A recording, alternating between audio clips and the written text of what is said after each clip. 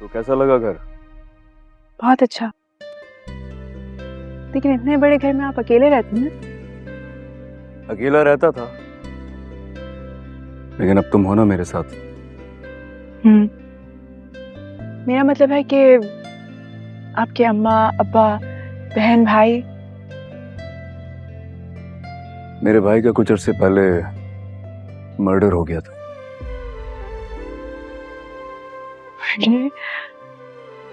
कैसे? सारी बातें शेयर करूंगा तुम्हारे साथ।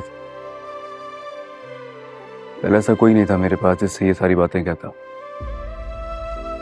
अब अपना दुख सुख सब तुम्हारे साथ बांटूंगा। लेकिन आप लोगों की कोई दुश्मनी है क्या? आओ बैठो।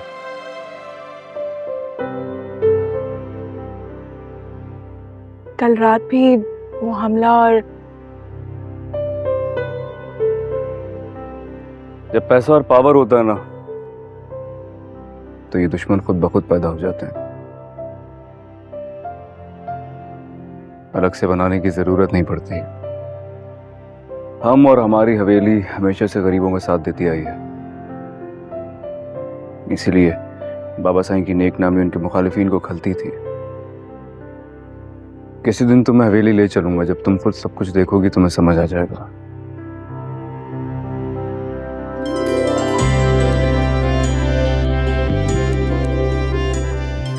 क्या सोच रही हो?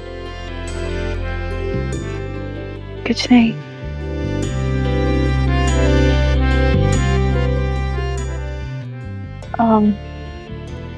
बाबा और अम्मा साईं हमारे निकाह में क्यों नहीं आए थे? अगर मैं उन्हें कहता तो जरूर आते।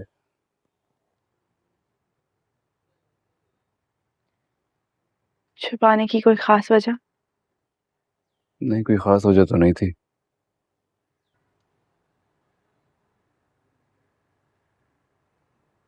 शायद उनकी नजर में मैं अच्छी लड़की नहीं, तभी आपने बताना जरूरी नहीं समझा। ऐसा हरगिज नहीं है। ये सच है कि इस निकाह के लिए मैंने उनसे इजाजत नहीं मांगी, लेकिन मैं उन दोनों को बता के तुमसे निकाह करने आया था। इनफैक्ट जब तुम बेहोश थी तो अम्मा साईं की कॉल आई थी, तुम्हारी खैरियत पूछ रही थी। अगर वो लोग इस निकाह के लिए मना कर देते तो क्या आप मुझसे निकाह ना करते? तुमसे निकाह करने के लिए मुझे सिर्फ मेरे दिल की इजाजत काफी थी।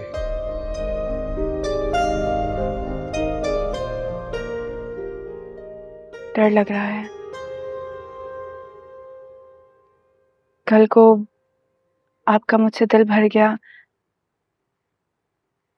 या फिर किसी के दबाव में आकर आपने मुझे छोड़ दिया, तो मैं फिर से जुनैरा के पास।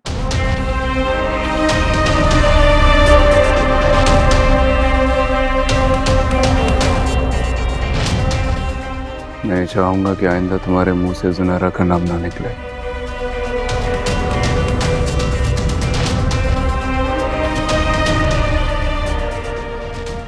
अपने माजी को एक भयानक ख्वाब समझ के भूल जाओ। आपका साथ मेरे लिए एक हसीन ख्वाब है।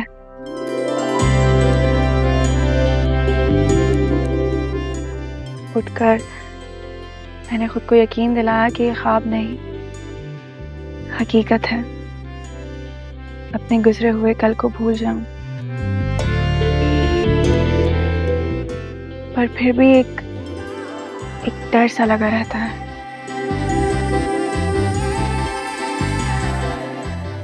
क्यों, मुझ पे भरोसा नहीं है तुम्हें क्या? है, बहुत है, पर अपने नसीब से डर लगता है।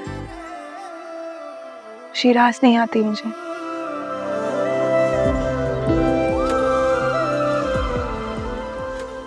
ये सारे डर और खौफ अपने जहन से निकाल के फेंक दो।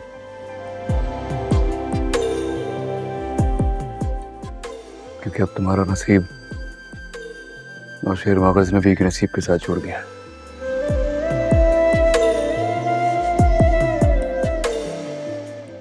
मैं ये घर तुम्हारे नाम कर रहा हूँ। इसकी क्या जरूरत है? बिल्कुल है। कल को तुम्हें डर तो नहीं रहेगा ना कि अगर मैं तुम्हें छोड़ दूं तो तुम कहाँ जाओगे?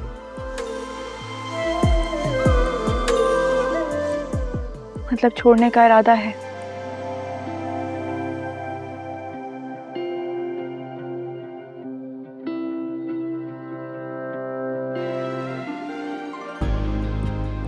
कभी नहीं। यह हाथ मैंने सारी उम्र के लिए थामा है।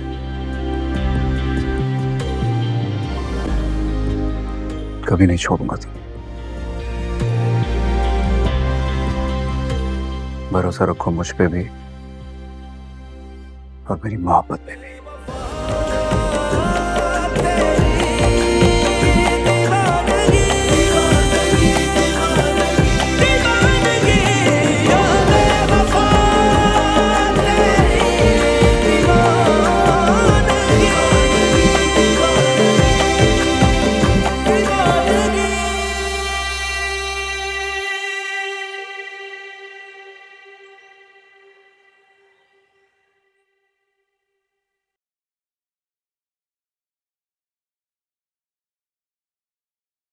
बीबी साईं खाना खा ले। अच्छा नहीं, खाना खाना ले जाओ। खुद को भूखा रख के किस बात की सजा दे रही हैं? ऐसे तो आप बीमार पड़ जाएंगी। तो पड़ जाऊं बीमार, मरना ही चाहती हूँ मैं।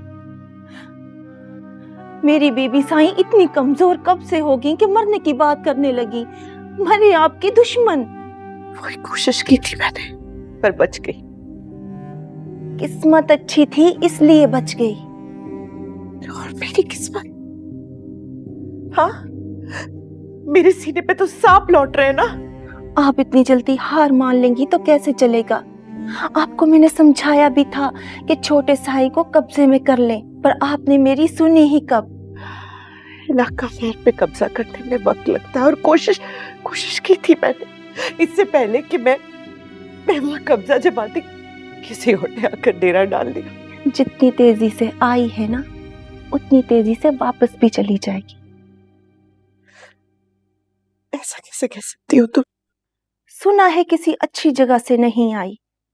साईं का दिल बहुत जल्दी भर जाएगा उससे।